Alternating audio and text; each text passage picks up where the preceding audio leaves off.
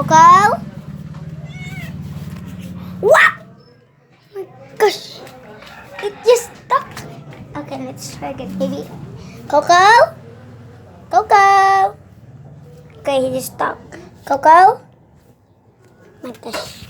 It's Coco. Yeah, I know you're Coco. But you need to behave. You need to behave. Stop following me. Behave.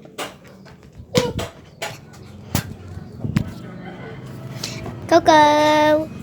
So my parents decided his name is gonna be Coco. Alam guys.